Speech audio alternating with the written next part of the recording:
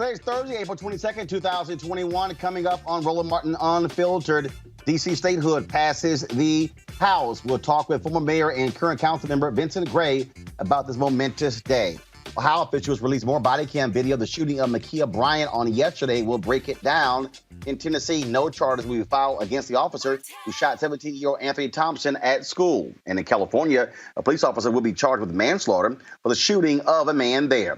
In Minneapolis, Daunte Wright was laid to rest. He was killed by cops there in Brooklyn Center, Minnesota. Plus, what is watching the constant attack on Black lives for the police due to our mental health? We'll talk about secondary trauma. It's time to bring the funk on Roland Martin Unfiltered. Let's go. Whatever the biz, he's on it. Whatever it is, he's got the scoop, the fact, the find. And when it breaks, he's right on time and it's rolling. Best believe he's knowing. Putting it down from sports to news to politics. With entertainment just for kicks, he's rolling. It's on go, y'all.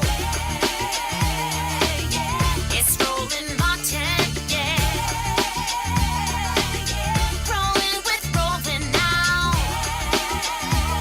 He's funky, he's fresh, he's real, the best, you know he's Roland Martin now.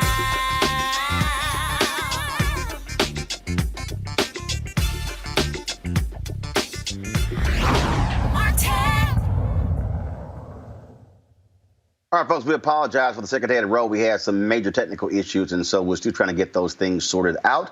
But the show must go on. For the second year in a row, the House of Representatives voted to pass H.R. 51, granting statehood to Washington, D.C.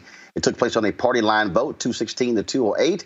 Democrats, of course, now send it over to the Senate, where the only way it gets passed there is if they end the filibuster. Republicans oppose the bill because it could mean 2 Democratic United States Senate seats, but Democrats believe granting statehood to D.C. is about civil rights and representation.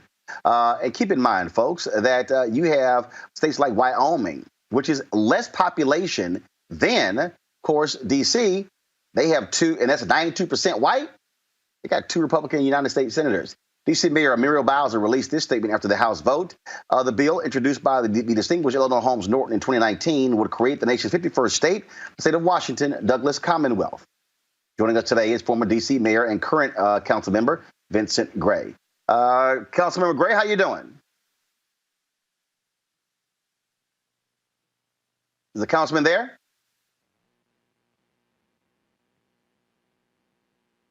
Folks, I can't hear if the council member is there, so if he's there, please let me know.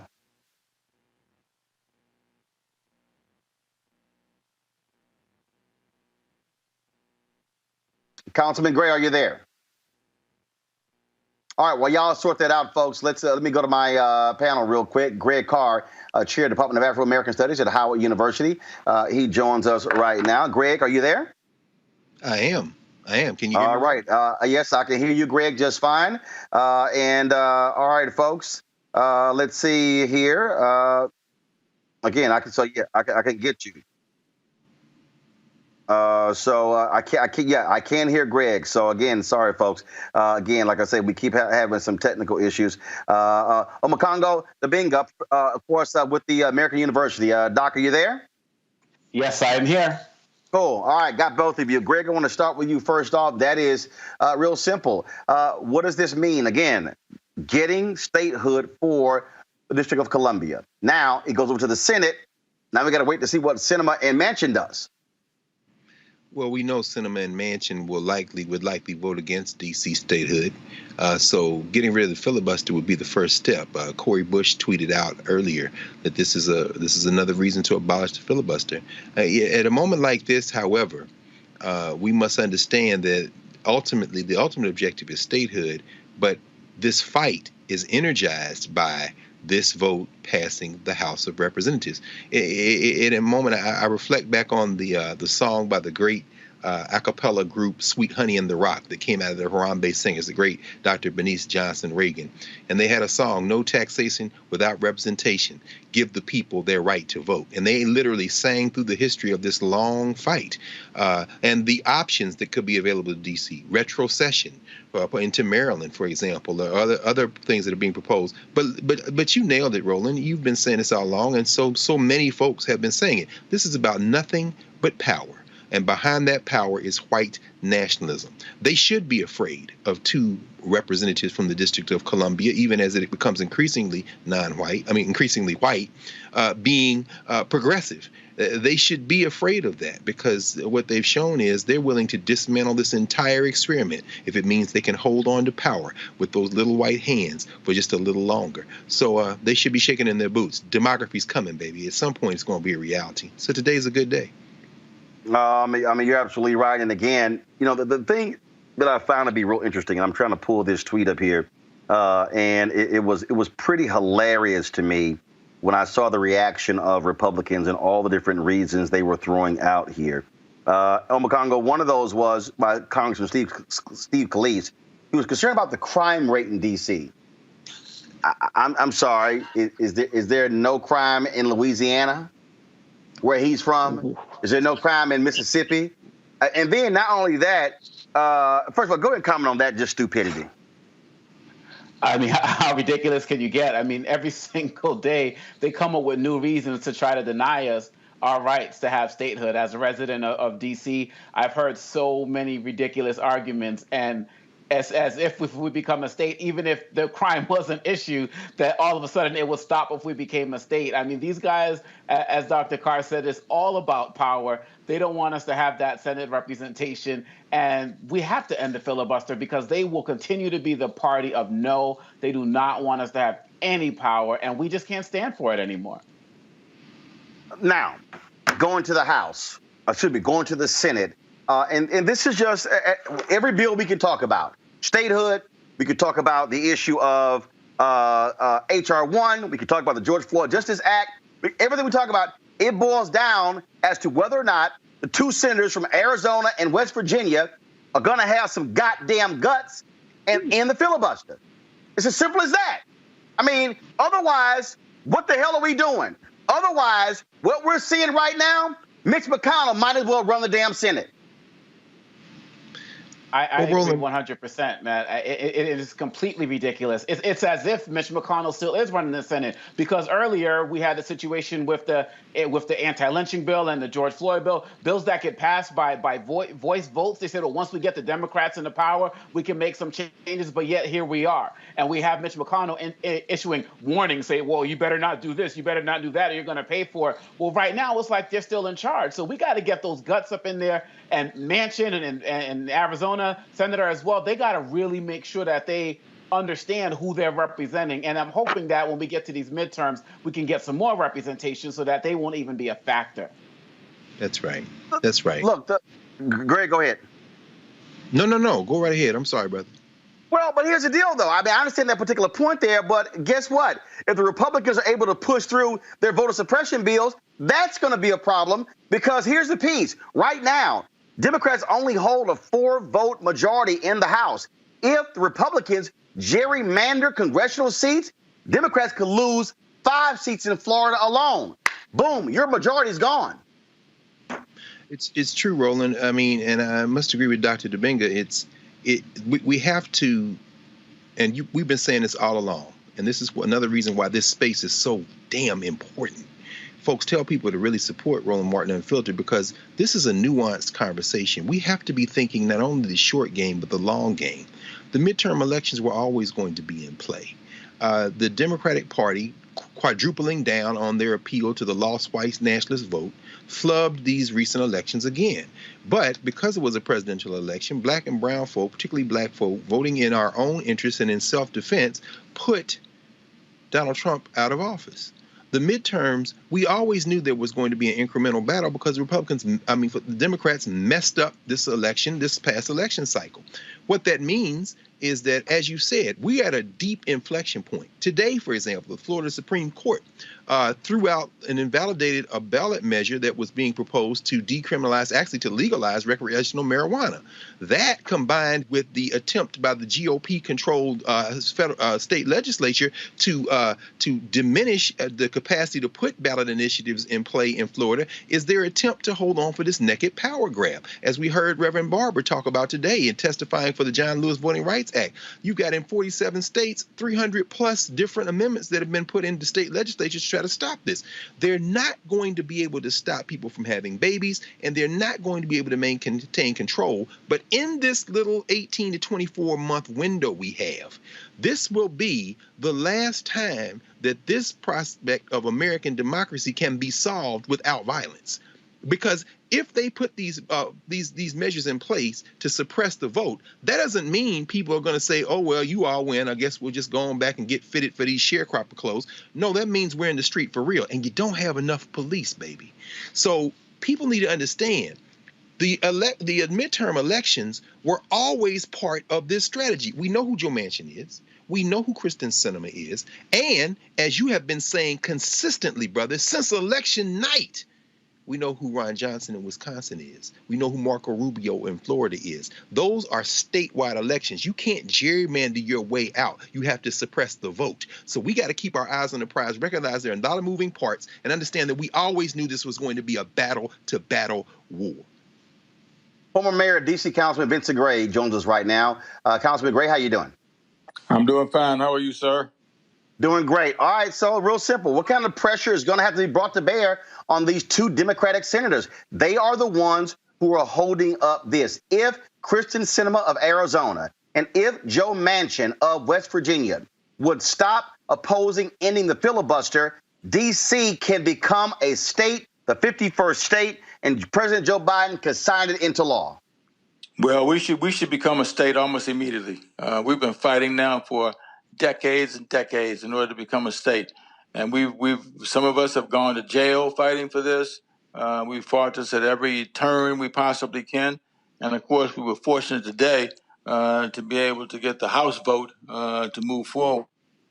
But we still face this filibuster, and that is the opportunity for Republicans to stop what it is that we want done to be able to move forward to bring full democracy to the people of the District of Columbia.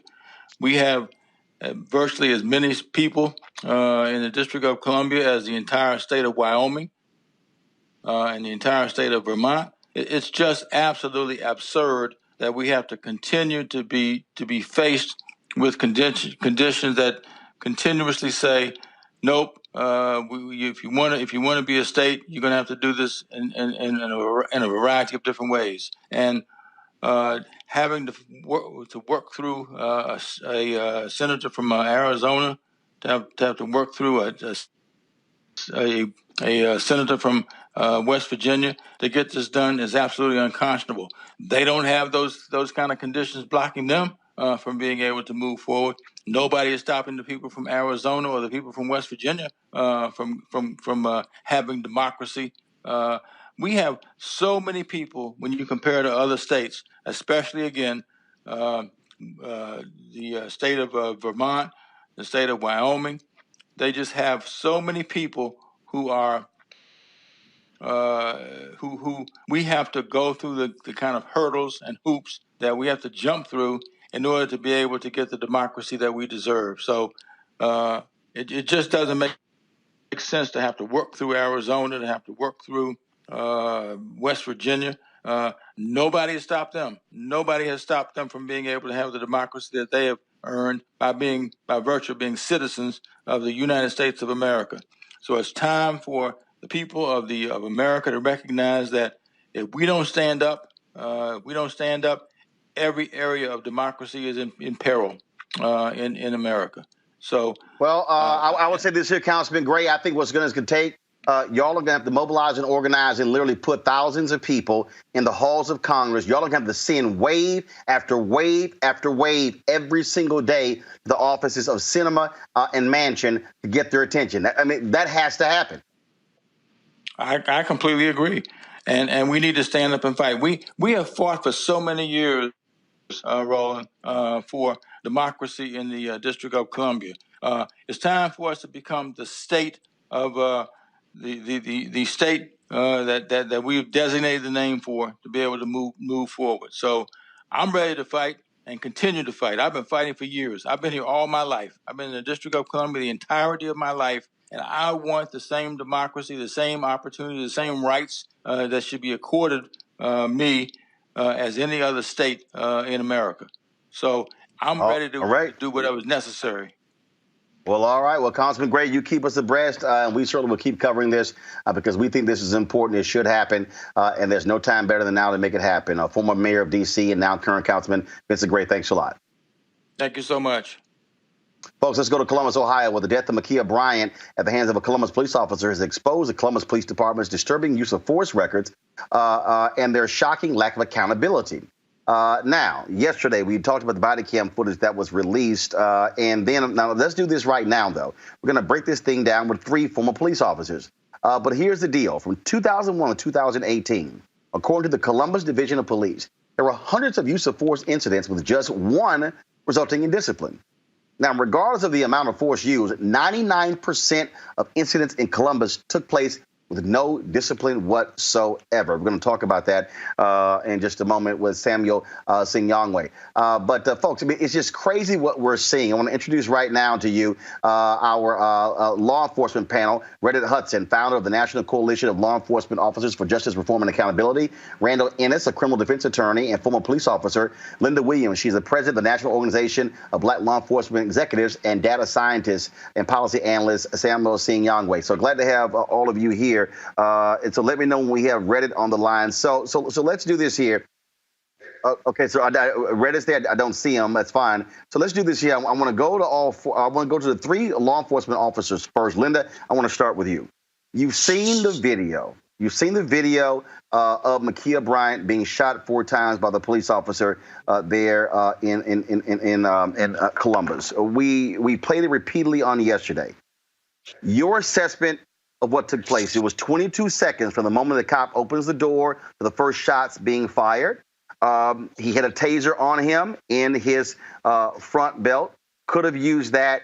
But so your assessment, was this proper use of force? Was it a justified shooting? So thank you, Roland, for having me. A couple things. First and foremost, we've lost 2 many lives, and yet another family is mourning the loss of their loved ones. Now, as law enforcement teaches use of force was justified yesterday. Now, that's not to say that because use of force is justified that you cannot use other options. They train in law enforcement that you counter force with equal force or a step above. In that split-second decision, as that officer came upon that, he used that deadly force. Now, in itself, that's why we're looking at this thing frame by frame, and we will dissect it and it's an active investigation. However, when he approached, there was deadly force being to that young lady that was against the car. Whether he used voice commands or not, he was trying to neutralize that situation because deadly force was being used against the young lady in the pink suit. Now, I have not heard or seen it in its entirety, if he used voice commands or whatever, but he was tasked to neutralize. I'm sure as he look again, if he had a taser, maybe he would have, should have, could have used a taser, but in that split-second decision, he was trying to prevent the death of another individual. Now let's go to you, Randall. You're a criminal defense attorney, one police officer. Your assessment of this shooting of Ma'Khia Bryant. Yes, Roland, thank you for having me. And of course, our thoughts and prayers go out to the Bryant family. Any loss of life, of course, is tragic, but it's especially tragic and disturbing when it is a 16-year-old. I think we need to take a step back a little bit. I mean, you could start where the police officer who's in a cruiser is receiving a call from dispatch. I'm not 100% clear what he heard, but, you know, the likelihood is he was told of an altercation. He may have been told about a deadly weapon, meaning the knife. And then, of course, we pick it up from that 22-second time frame. He gets out of the vehicle. We see him approaching. We see some violence occur with the decedent, Ms. Bryant, and another woman. We see that sort of a force used. And then we see her move on to another woman. And of course, there's a male that's involved pushing on someone as well. And then, the key and critical component in terms of the level of force that's used, the deadly physical force, is it appears that she has this weapon in her hand, this knife, and her hand is raised. And, in that time frame, and of course, the officer did give some commands. I heard a get down, get down. In that time frame, he took the decision to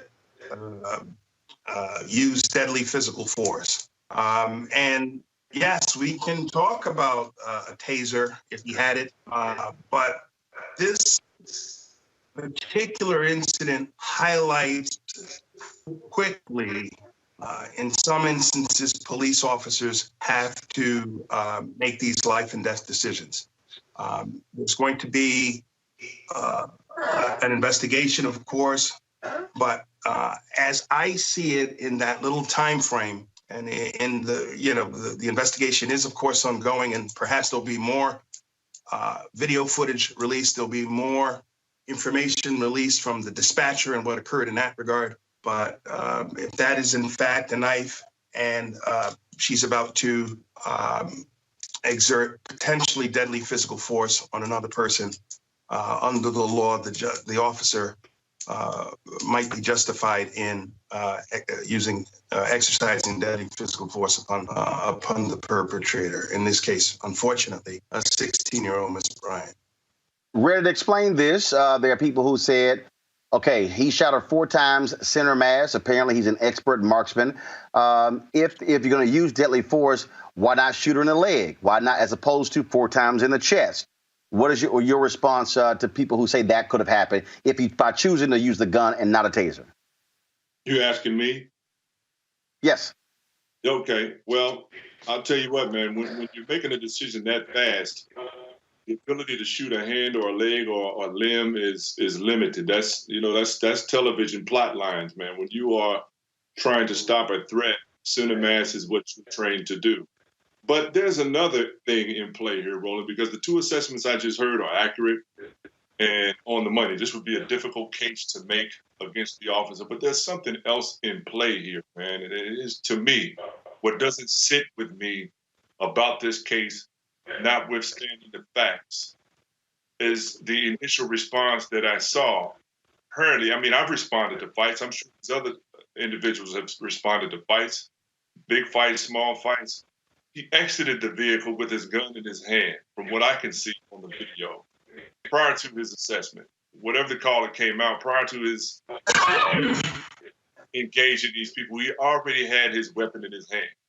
And the other hold up. I don't think he did. So hold on one second. Let's read it in 1 second. Let's do this here. I know we have the video queued up. I don't want to have to show the video, but folks, if y'all could go ahead and cue the video up, I just want us to be clear. Let's do this here. Go ahead and roll the video, so that way we see exactly what's going on. Go ahead. Yeah. What troubled me? So here we go. So here we go. Here we go, Reddit. So here we go. Hold on 1 second. So right there. So according to what we just saw there, Reddit. So guys, roll the video again. I think when you get to about the 15-second mark, then you see he pulls it out. What we see there. That I've seen shorter versions, maybe. Yeah. So this is the actual. So let's do this here. I want you to turn the audio up so our guests can all hear the commands. Then they can actually see what happens. So play it now. Okay, and then let me tell you what I was going to say. What's going on? Hey, what's going on? Hey, get down! No, you ain't shoot my fucking baby! You shot my baby! Okay, here we go. So we can bail out of that now. So he comes up, he says twice, hey, what's going on? Then all of a sudden he sees Bryant, another girl, come tumbling towards his direction. Then all of a sudden he appears to reach for his gun. Then she goes towards the young lady in the pink. And then that's when he yells, get down 3 or 4 times, then fires 4 shots, center mass into Bryant. Go ahead, Reddit. Right. Now, what I would say, just based on what I saw there, still, I'm in the same place I was prior, Roland. It looked like they had enough officers on the scene to physically engage these young people without firearms. When the young lady first ran out and pushed the girl down right by him, to me, in my experience as an officer, I would have had hands on her then, because I'm already telling you to stop doing what you're doing. Knife in hand, potentially a risk to the officer. Yes, we take risks on our jobs all the time. It has to do with how you respond to your community generally. It has to do beyond your training and the technical do's and don'ts that have to do with liability for the department, how you feel about the community you're policing. And when you respond to a fight like that, what bothers me is that even though the prior assessments that I just heard are absolutely correct, those assessments apply across the board. How many examples of white kids have seen lethal weapons in hand? Kyle Rittenhouse murdered somebody and then walked down the street with the weapon still in his hand. Got a good present danger. They gave him a glass of water. Bill murdered 9 people while they were praying. And his captain still on, and they buy him a hamburger. It has to do with the systemic response to us as a people. Yes, on the facts, was the officer in court of law justified in using deadly force? Yes.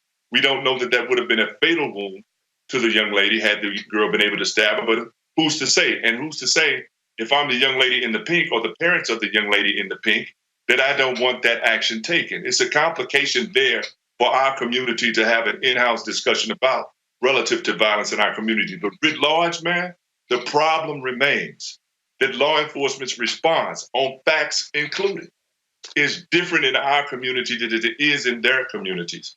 And that is the system that we have to address. And we will address it. I'm confident in the momentum that has been gained by the work that people have done on the streets, organizers and activists, and the increasingly amplified voices of brothers and sisters like these 2 individuals that you have me on today with, really addressing the issue of systemic racism in our criminal justice system. I don't think I would have made the choice made. But Samuel, right? Yeah. Samuel, you're not you're not a law enforcement officer. You're a data specialist, and you have been unpacking the data of how problematic the Columbus Police Department has been over the last almost decade. Could you explain that? Absolutely. So first of all, just to build off of the last conversation, Ma'Khia Bryant should be alive today, right? And I think, frankly, when we look at the data, if she was in virtually any other country, she would have been alive today. Because if you look at countries all across the world, you look at Japan, for example. Japan has a population more than a third the size of the United States, almost half the size of the United States. In a given year, it is rare for anybody to be killed by police again. And it's not like they don't have knives, it's not like they don't have fights. They have those much more often in many places than you might think. But the reality is the police respond to those situations differently. They do so in a way without using deadly force routinely, thousands if not millions of times a year, and they ought to be held to the same standard in the United States. We shouldn't be accepting a reality in which people are being killed by the police because they had a knife. That doesn't happen in other countries. It is not acceptable. We cannot lower our standards just because we are so used to being killed by the police and wondering whether or not we're unarmed, whether or not the circumstance is so mundane that maybe we might have some sympathy, maybe we might have a chance of having the officer indicted. No, we have to look at this in the context of what's going on across the world. Policing is not unique to the United States. There are different approaches to each of these situations, some of which protect and preserve both the people who are feeling threatened in that moment and the people who are allegedly the perpetrator, so that they can see their day in court, so that they are not being killed on the spot. The police should not be judge, jury, and executioner. Now, that being said, with this individual case, we need to look at the entire systemic factors that have been alluded to that are bigger than this individual case and are also clear in plain view in Columbus. In Columbus, Ma'Khia Bryant was the 5th child killed by the police since 2013. The 5th one. So this is a pattern. Columbus Police Department, Columbus Police Division has killed more children than any other local law enforcement agency in the country, other than 3 agencies. So again, like this is a huge problem. When we dive deeper into the data, we've been tracking killings by the police all across the country. What we have found is that 45 people have been killed by the police in Columbus since 2013, 45 people, and that Black people are 5 times more likely to be killed by the police than white people, and that there are particular officers on the force that multiple shootings on their records, use force over 100 times, and not been accountable. 99 of all use of force incidents, there is 0 discipline, and that 1% is a counseling or a verbal reprimand. It is not a termination. So again, that's the system that we're looking at, and that's what we need to be focused on, not sort of trying to untease the particulars about this individual case, because we already understand that this is a bigger problem and it needs a bigger solution.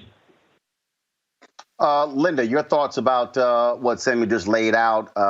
40 people have been killed by Columbus police since 2013. My brother is on spot. I used my platform since I became president of Noble in July of 28 to call out systemic racism. Now, everything that me and Randall stated are true, but what he stated is true. There is a disparity in how they treat Black and brown citizens. I said that, you know, in law enforcement, you are trained to counterforce with a counterforce of equal force or one step above. But I dare to say, if that was a citizen that was not Black or brown, I'm certain the approach would have been different. And so, again, we realize that there's a dual system of judicial in our country. And, of course, we have to call it out for what it is. But that was just one, and, you know, you asked a question from a professional perspective. That's what they're trained to do. Let me just say that was done in a split second in over 30-some years of law enforcement. I have never been trained as a deputy sheriff or a federal agent to do warning shots or practice shot. We are trained to shoot center mass to neutralize the source. However, as again, there are other ways that you can do it, but that was a split-second decision. And I do concur with you. Racial biases do play into it. You know, people look at us and have a whole nother assessment of how they're supposed to mitigate a circumstance. So I dare to say, if it was some citizens that were not Black and brown, it probably would have played out different. But as it was given and as that officer approached, he was trying to neutralize deadly force. Randall, go ahead. Yeah, well, so far I haven't heard anything that I necessarily disagree with from anyone, from all of the esteemed panelists. You know, this to a large degree, if we step back, is a societal failure. I mean, when you look at what happens in certain communities, in our communities, when you look at the manner with which police are trained, and I mean that from the perspective of better training, more training, train. I mean, in our society, it's people come to the equation with their biases, and you know, we have to realize that when you put a police officer in an academy and you're training them ostensibly, perhaps the way they were trained in 1960 with a few variations, maybe a different weapon or, maybe a little bit more in terms of the spectrum that involves diversity. Maybe there's a little bit more, but you cannot stop the quest to train police officers better. And the best police officers, I don't think, would disagree with that. You have to train police officers. And to come back to this situation, again, it's a very, very difficult life and death situation in a couple of seconds. And this might have been a situation, quite tragically, where the police officer doesn't do anything or doesn't make that move. And unfortunately, or makes it a second later, and you could have 2 people dead. You can have, God forbid, a woman getting stabbed and dying, and then the deadly physical force being executed thereafter. So there are permutations on how this could have played out. I tend to take a step back and let all of the facts come in. I don't think we know all of the facts. I haven't heard the dispatcher's report, or I haven't seen all of the body camera views. And so I like to let, to some degree, things play out. But I think the whole notion of a societal failure on many levels, as it relates to what happens in communities, as it relates to how we train our police, or how much better we can do. I think that all gets brought to the fore here. But to the point here, Reddit, that Samuel was talking about, and we had the mayor on last night, and he laid it out. I mean, the reality is this police department has a problem. The mayor told us last night right here on Roland Martin Unfiltered, for the first time, he is going to hire in the history of this city a police chief not from Columbus. Because of the last shooting, when I had him on about 4 or 5 months ago, they pushed hard for every officer to have body camera footage, because that was a part of the problem. And so the Columbus Police Department, they've had historically, as Samuel laid out, that number of shootings over an 8-year period. I think Samuel even put out a tweet that 6% of the officers were responsible for 50% of the use of force incidents. Reddit? Wow. Yep. That's correct. I don't disagree with anything that I've heard either. I will say, though, as you heard me say in the past, Roland, I think the best training, writ large, notwithstanding the facts of this case, which are narrowly confined to an incident that on camera appears to be legally something that this officer was able to do, the best training, to me, is accountability for those officers that violate our civil rights, human rights, and civil liberties across the board. I don't think that you can train racism out of any officer on any department. Too many times that has been part of the cultural problem in law enforcement from coast to coast. So I think that the best training that these officers can get, writ large, not necessarily in this case, is accountability, being punished when they violate the rights of the people they are sworn to serve. That's not the only department that has problems across this country. Right here where I am in St. Louis, we have major issues on our police department in terms of use of force, excessive force violations, and people being killed by police while unarmed. Yeah, there's a case here, just to give you an example. Jason Stockley was a former officer here who announced a murder on camera. He was caught on the camera inside of his car and audio. And, doing it, he said, killed him. And they caught up to him, and he emptied a clip into him, exonerated by a judge here in St. Louis. So it's a systemic issue.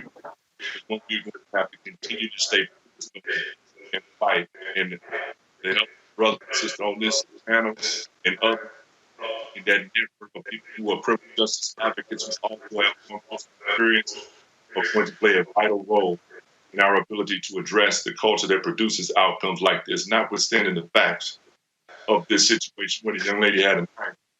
Yes, but with that responsibility, different lady.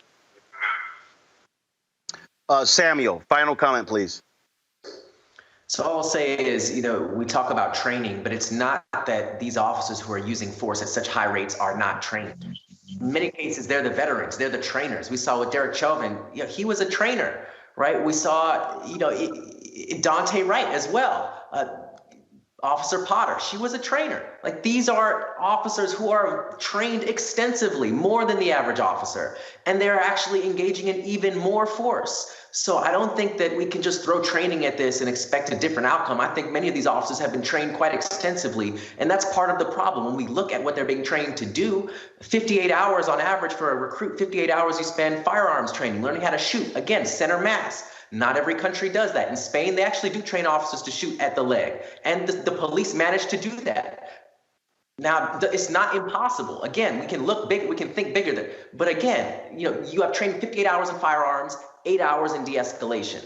So what are you actually learning to do? So again, I think we have to think bigger than training. We have to think about expectations around officers and holding them accountable to those expectations. And frankly, raising the bar on what we expect these officers to behave like. Because it is clear when we look at the big picture picture, when we look at the data, there are places that are doing things dramatically differently. And the world hasn't ended. Crime rates aren't out of control. People aren't unsafe. If anything, people are even safer, and they are in addition to being safer from the police. And that's the world we need to live in. All right, then. We certainly appreciate all of you. Samuel, thanks a lot. Linda, thank you so very much. Randall, thank you very much. And as well as Reddy Hudson, folks, I appreciate it. I want to go back to my panel here, Greg Carr, Mokongo, as well as Amisha Cross. Amisha, I'm going to bring you in here.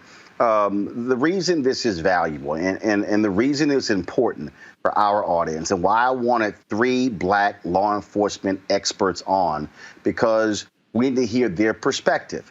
In terms of this particular shooting here. There are a lot of people out there, and I literally had some calls from people who said to me, Roland, this is not one of the issues that we need to be spending lots of time on.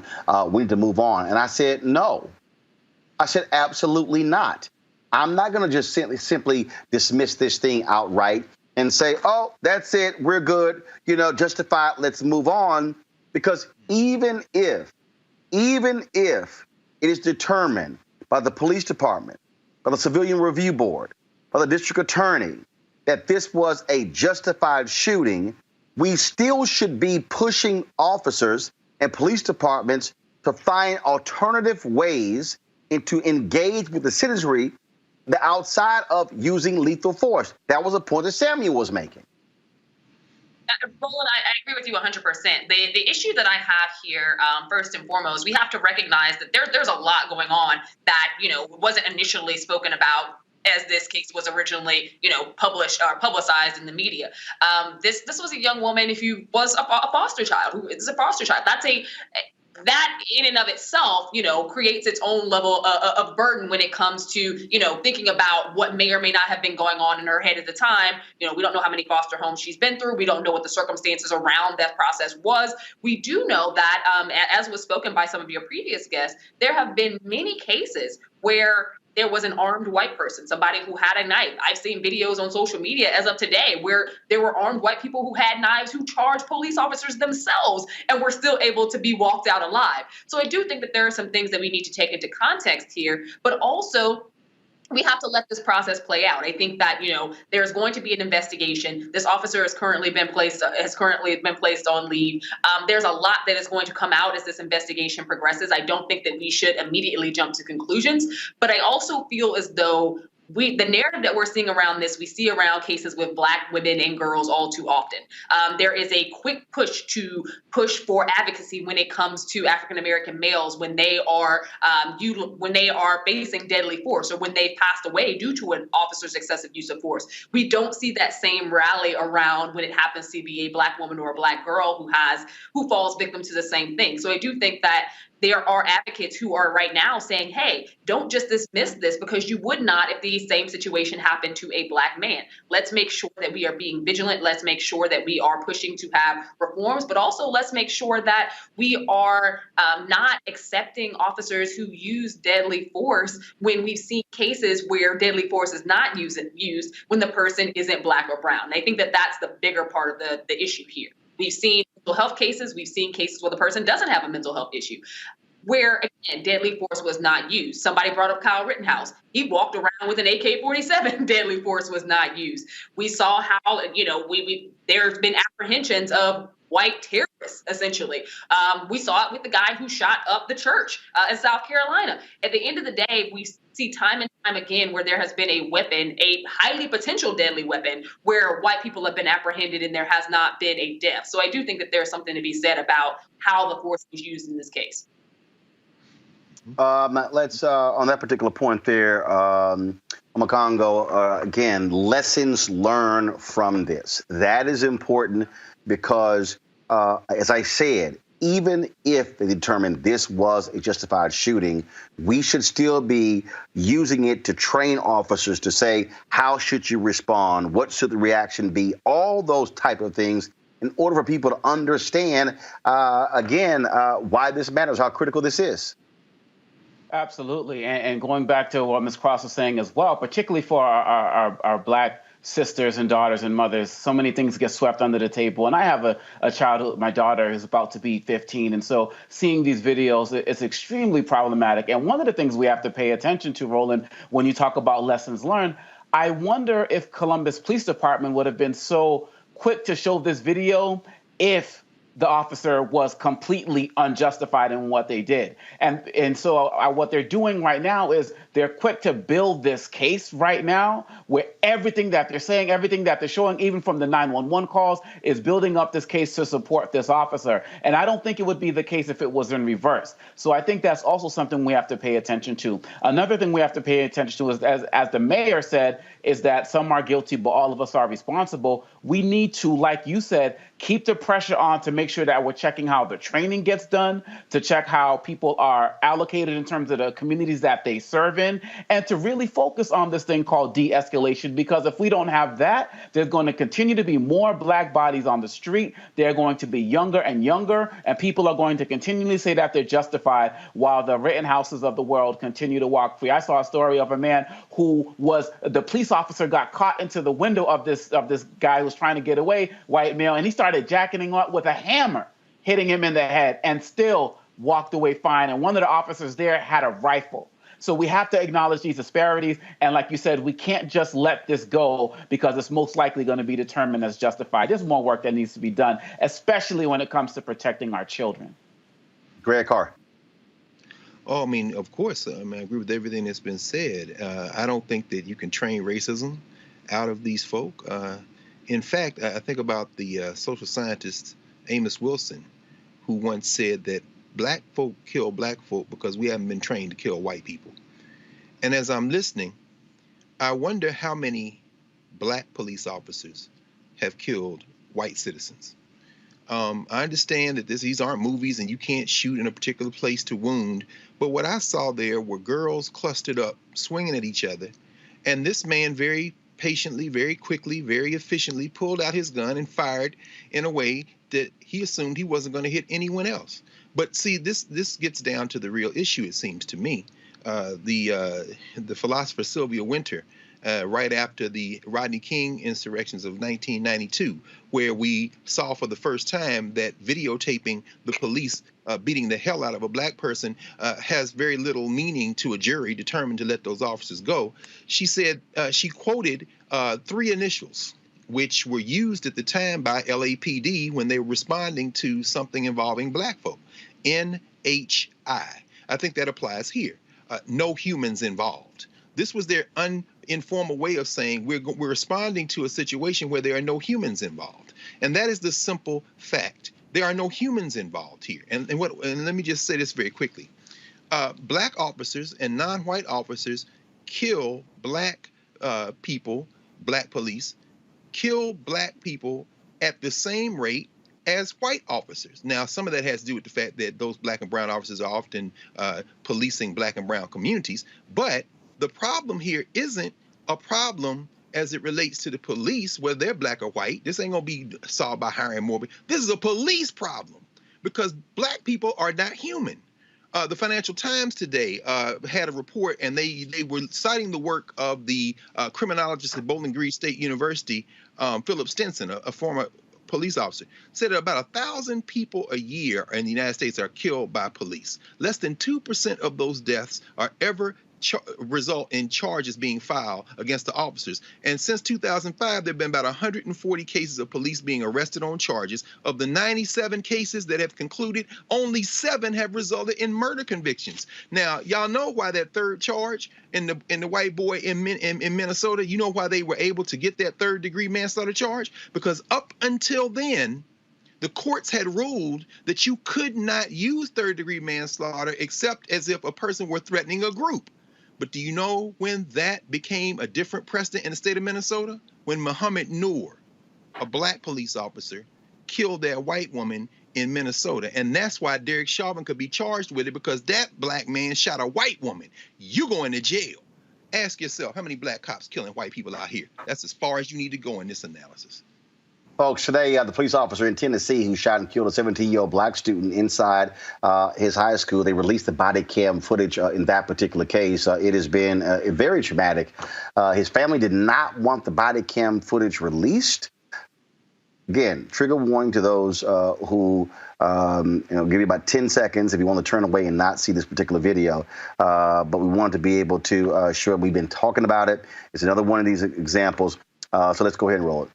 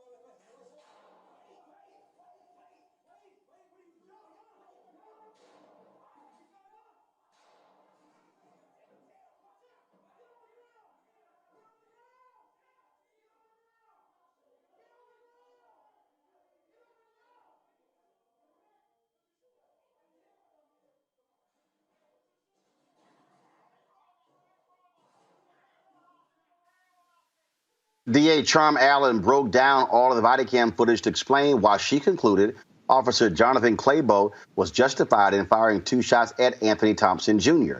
Authorities decided to release the body cam footage showing the events leading up to and what happened on April 12th inside the Austin East High School bathroom. Now, this incident all started because Thompson's girlfriend told her mom that he assaulted her. This is some of the 911 call.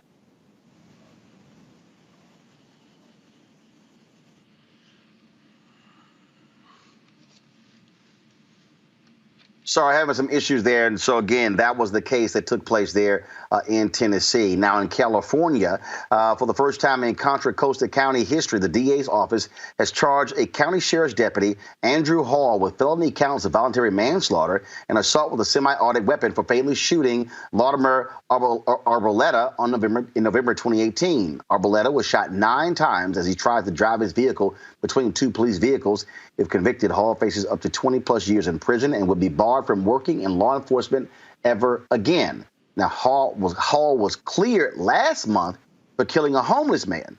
Terrell Wilson was jaywalking, wielding a knife, and reportedly throwing rocks at cars. But now he is going to face trial in this particular case here. And, of course, in Minnesota today, it was a sad day as the family of Daunte Wright laid him to rest.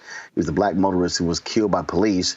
Friends, family, including relatives of George Floyd and Oscar Grant, gathered at Shiloh Temple International Ministries in Minneapolis to pay their respects. Congressman Ilhan Omar presented Daunte's mother, Katie Wright, flag that flew over the Capitol on behalf of Wright. And so it was quite the emotional day. There were some comments that I saw that talked about all of the death that we have to experience. In fact, someone had posted a comment in a chat group that I'm a member of, and they said this, and it was very interesting. They said, "My, oh my, how good are we at burying our people? We've had way too much practice.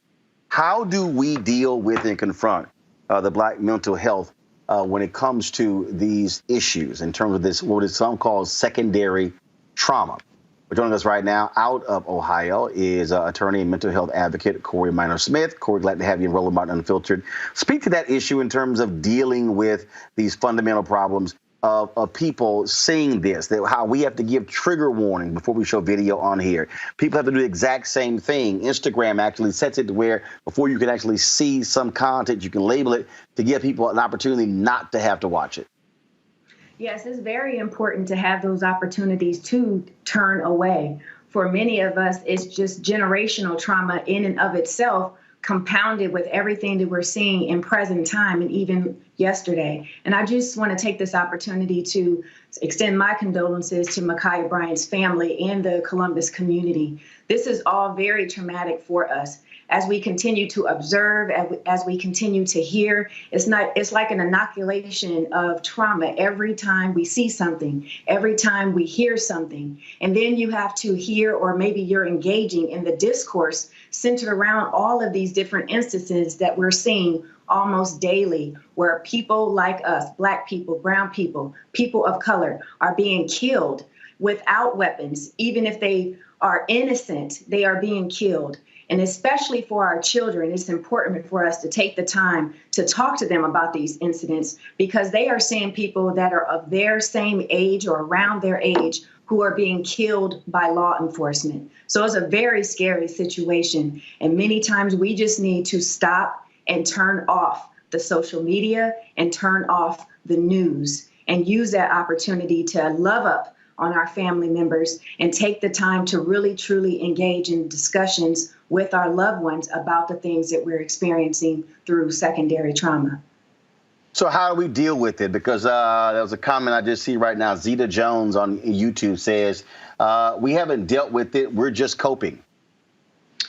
Right. So we need to, as especially in the Black community, to embrace the opportunities to engage in counseling. There's a lot of stigma associated with mental health, and for sure to go out to receive treatment from a counselor or a therapist or a psychiatrist, or to rely on medications. So it's important for us as a community to embrace opportunities to engage in counseling and to take the opportunity to, incorporate that in our religious beliefs as well. So it doesn't make you less than a Christian because you rely on outside sources other than prayer and leaving your issues at the altar. But these things are very real, even if they're not happening to us. But for many of us, we've had these things happen in our own families. And so it's important that we take the opportunity to address it individually and collectively.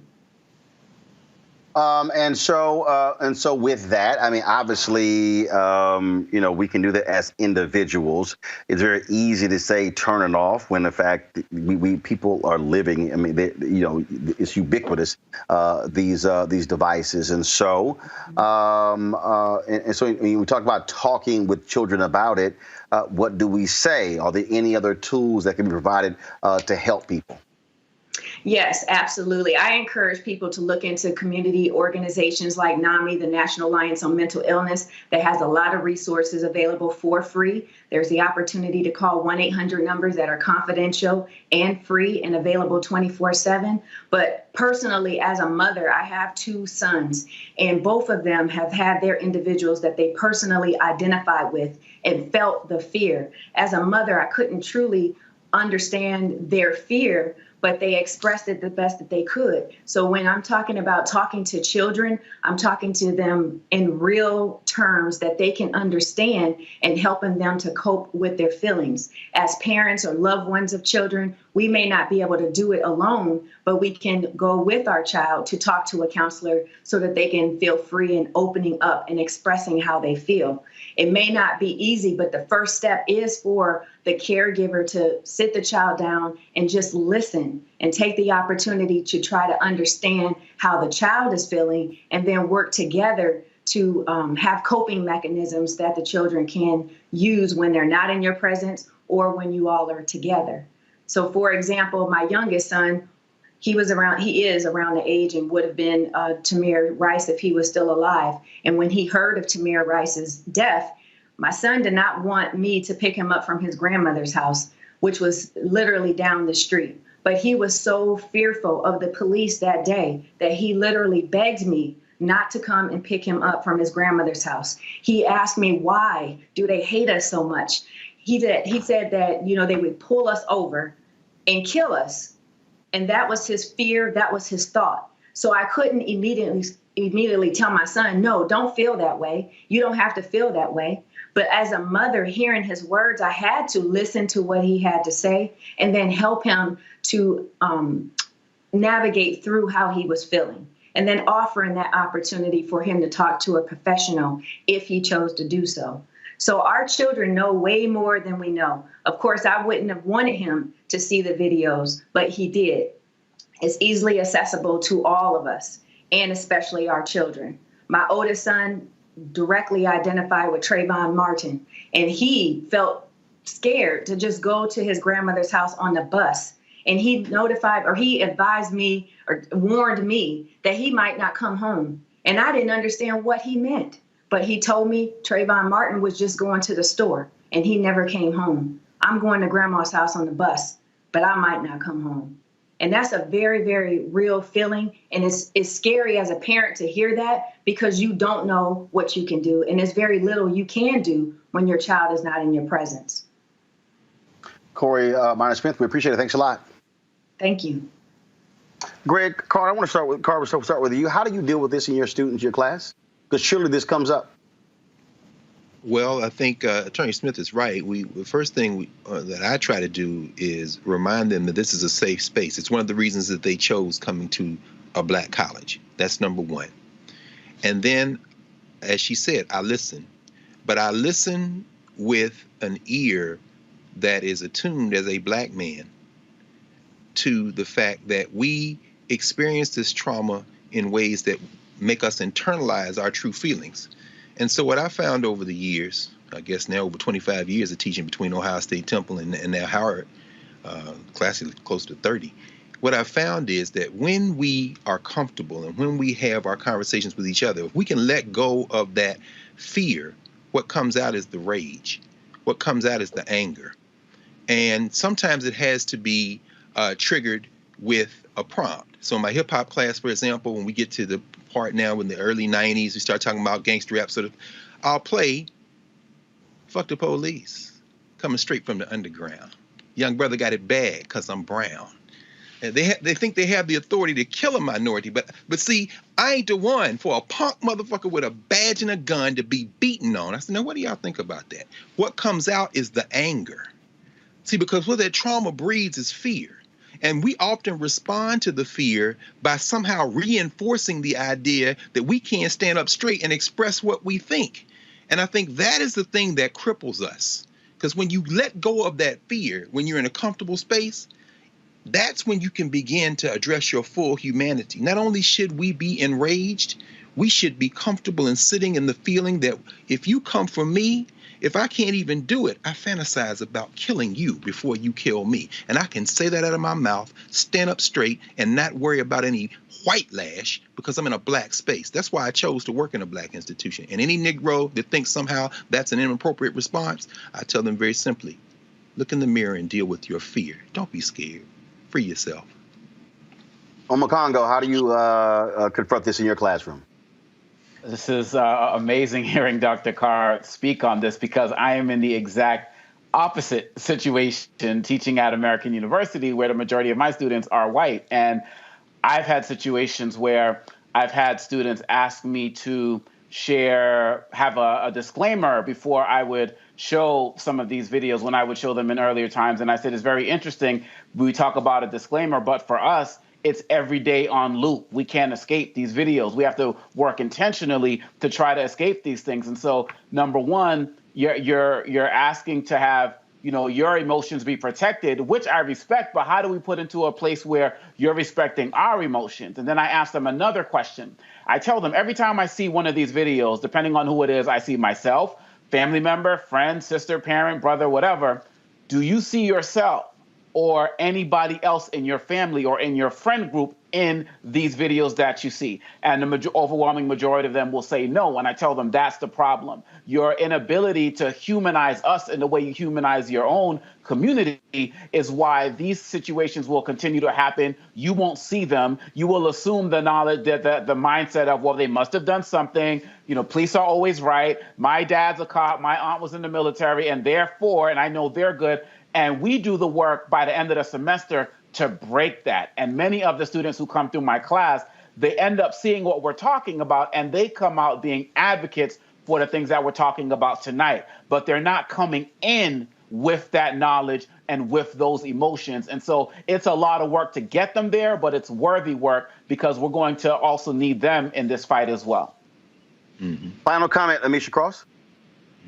So I'm concerned across the board, but I think I'm most concerned when it comes to K through 12 students because they don't have the privilege of having a Dr. Carr in the classroom. 97% of K through 12 students, Black students across this country, are taught by white women. So at the end of the day, they don't have someone who is an empowering advocate in front of them, reinstilling or talking about this in a way that can help them not be afraid, in a way that can help them not push towards anger, in a way that can help them focus their energies. They have teachers in front of them who honestly don't see the plight, in many cases do not care, and aren't even having the conversations like we're having, or even, on a smaller scale in their classrooms. We're also acknowledging the fact that a lot of the victims of police brutality do happen to be children of color. We're talking about your Trayvon Martins. We're talking about your we're talking about we're talking about what we just saw happen in Ohio. We're talking about what we saw with Laquan McDonald in Chicago. We are seeing time after time where K through 12 young people are losing their lives to white supremacy, and they don't have an outlet. They don't have counselors in the majority of these schools that are predominantly African American. And in many cases, the counselors that they do have don't want to talk about police brutality. So this is a case for me where my great concern is, what are we doing for the K through 12 students? What are we doing for the students who don't have that pillar in the classroom that can have those conversations? What are we doing for those students who are living in fear, not because of what's going on in their communities, but because they know that this protect and serve mantra does not affect them? That protect and serve obviously means that in many cases, their Black bodies are the things that are the most brutalized. Their Black bodies are the things that police officers happen to be afraid of for whatever reason. And I think that we have to really take that into consideration, because in our public schools, school resource officers, SROs, are funded at much higher rates than our counseling services are for these young people. So they are left to fend for themselves. Mm-hmm. All right, folks, we will leave it there. We have a shortened show today because I have to literally give a keynote speech to the Alphas at Kansas State University. And so I've got to do that literally right now. So Omakongo, Alicia, and Greg Carr, I certainly appreciate y'all being with us. Folks, if y'all want to support what we do here at Roland Martin Unfiltered, please do so by joining our Bring the Funk fan club. Every dollar you give goes to support this show. It allows for us to continue doing the things like building our OTT app, so you don't have to worry about watching solely on YouTube, Facebook, or Twitter as well. So simply go to our Cash App, $RM Unfiltered. You also paypal.me/R Martin Unfiltered. Of course, Venmo.com/RM Unfiltered. Zelle is Roland@RolandSMartin.com or Roland@RolandMartinUnfiltered.com. All right, folks, that is it. I certainly appreciate it. Thank you so very much. Again, we're building something great. I've been on the phone last couple of days. Our OTT platform is coming along very, very well.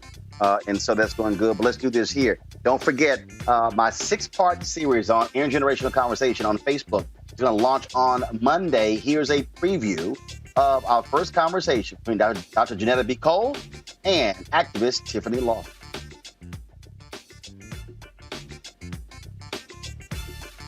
People our age have lost the ability to focus the discipline on the art of organizing. It takes all of y'all to represent your generation.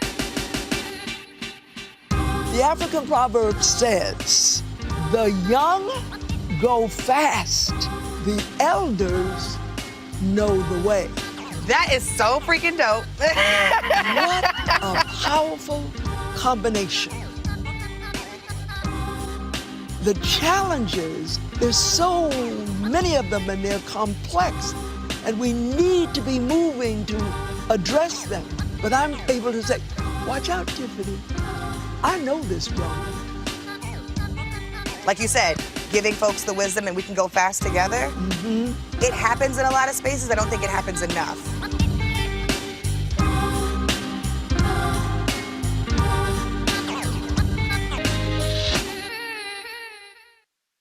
All right, folks, don't forget that conversation taking place on Monday. That's it for me. I'll see you guys tomorrow right here on Roland Martin Unfiltered. Out!